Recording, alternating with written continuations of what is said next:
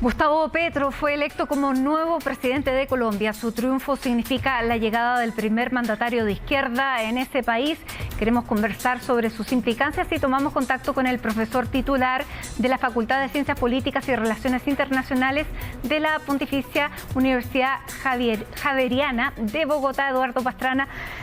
Profesor Pastrana, gracias por el contacto. Muy buenas tardes. Muy buenas tardes, Matilde. Muchas gracias por la invitación. Profesor, ¿cómo podemos entender el triunfo de Gustavo Petro cuando en la primera vuelta los votos de el inmediato sucesor en las elecciones, Rodolfo Hernández, tenía un 28,1% y sumado al candidato que venía, al candidato... sumaba muchísimo más, por lo tanto, claro, ahí estaba Rodolfo Hernández junto del Pacto Histórico, junto a Federico Gutiérrez, sumaba muchísimo más de lo que había obtenido de este 40% que se le hacía muy cuesta arriba a Gustavo Petro esta segunda vuelta. Ya se daba incluso por perdedor para muchos. ¿Qué pasó en estos días entre la primera y la segunda vuelta que lo dan como vencedor? Bueno, la razón fundamental es que hubo un cambio de estrategia política y él y sus asesores tomaron la decisión de concentrarse en las regiones, en los departamentos donde él ganó en la primera vuelta y aumentar la votación. Y encontramos que cuando uno compara los resultados en los 17 departamentos que gana Rodolfo Hernández y los 17 que gana Gustavo Petro, Petro aumentó su votación en algunos casos más allá del 30%, es decir, él logra acumular o obtener casi 3 millones de votos más allá de los 8,5 que había logrado en la primera ronda, pero concentrándose fundamentalmente allí, convenciendo a los indecisos y haciendo un gran trabajo que les permitiese aumentar esa votación, porque sabían perfectamente que gran parte de los votos de Fico se iban a ir para Rodolfo Hernández. Y se fueron en definitiva porque pareciera que este tiempo de segunda vuelta fue bastante perjudicial por todos los errores que cometió Hernández.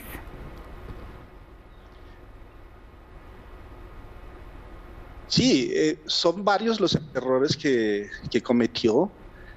Casi que los 5 millones de votos, si uno hace las cuentas perfectamente y las matemáticas no engañan, fueron, digamos, a Rodolfo Hernández. Sin embargo, hubo algo en que hubo abstencionismo o se votó en blanco de más o menos un 5% de los que habían votado por Fico Gutiérrez en la primera ronda, y fundamentalmente fue producto de los errores que él cometió.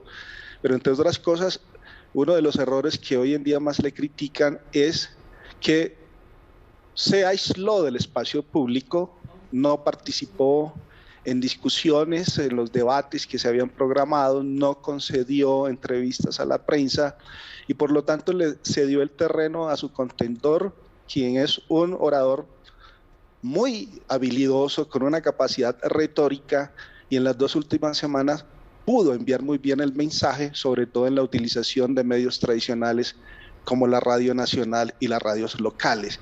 Y eso le dio un mayor respaldo a Gustavo Petro y pudo, a través de su narrativa, convencer a gran parte de los indecisos y hacerle un gran contrapeso a las posibilidades que tenía Rodolfo Hernández. Bueno, logra llegar al poder, pero otra cosa es gobernar, y es el primer gobernante de la izquierda que rompe además con los partidos tradicionales. Llega acompañado de una figura como vicepresidenta que es además una mujer afroamericana, es mujer, viene de los territorios, es afroamericana. Sumó también, me imagino, en esta segunda vuelta todo ese electorado, y ella dice que no va a ser solamente una compañera de fórmula, sino que va a ser la vicepresidenta. ¿Cuál es el desafío que tienen?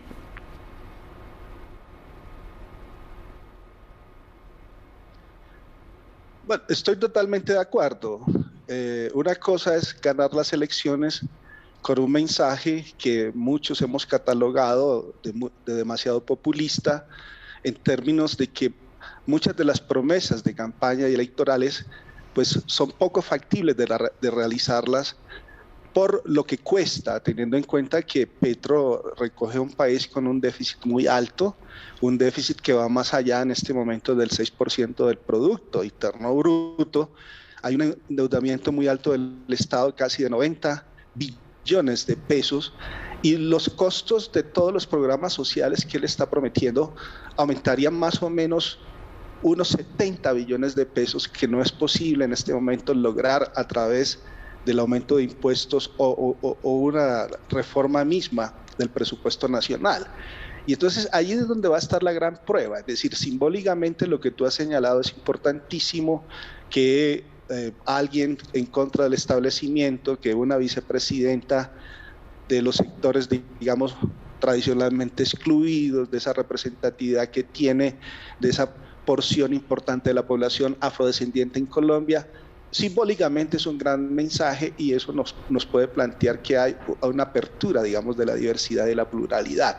Pero el gran problema es allí, cómo cumplir las promesas de campaña que la mayoría de los economistas serios de este país han señalado que son imposibles de cumplir. Y allí es posible que vamos a encontrar que la euforia o el enamoramiento que se ha producido a través de esta victoria, y con esa especie de revolución de las aspiraciones y de las expectativas, nos vamos a encontrar tal vez en un momento dado con cierto tipo de insatisfacción en el transcurso de los próximos semanas o en los primeros 6 meses.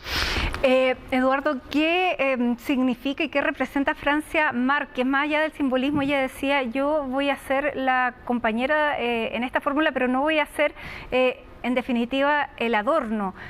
¿Qué podemos esperar de esa vicepresidencia? Yo tengo una opinión muy particular, y en principio Gustavo Petro no quería a Francia Márquez, sino que Francia Márquez logra en la consulta interna del pacto histórico tener una votación importantísima. E incluso muchos simpatizantes de otros partidos votaron por Francia Márquez para hacerle contrapeso a Petro, para opacar un poco la figura de Petro. Y tengo entendido que incluso existen ciertas tensiones entre ellos, porque Francia Márquez tiene una propia imagen, tiene una personalidad que ha construido como lideresa, como una gran luchadora del medio ambiente y de las minorías, que incluso fue perseguida, fue amenazada de muerte, tuvo que irse del lugar donde ella nació, de Suárez, Cauca, a pulso se hizo, estudió Derecho en la Universidad Santiago de Cali, es decir, tiene un liderazgo propio.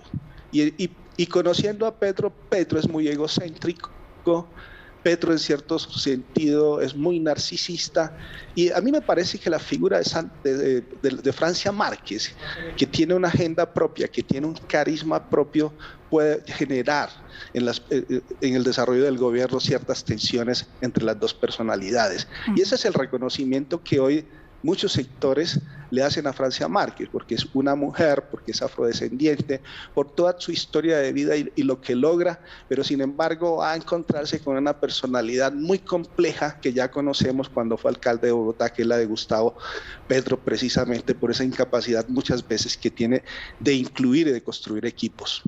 Bueno, vamos a quedar atentos, por cierto, con ese foco de análisis que nos da para ver efectivamente cómo se desarrolla esa dupla, si va a ser una dupla que funciona, va a ser como lo que está ocurriendo en Argentina con esta dupla de los Fernández, que tampoco funcó, pero aquí se dan otras lógicas. Muchísimas gracias, Eduardo Pastrana, por este análisis, esta conversación a esta hora con CNN Chile. Muy buenas tardes. Muchísimas gracias a ustedes por la invitación y estaremos pendientes.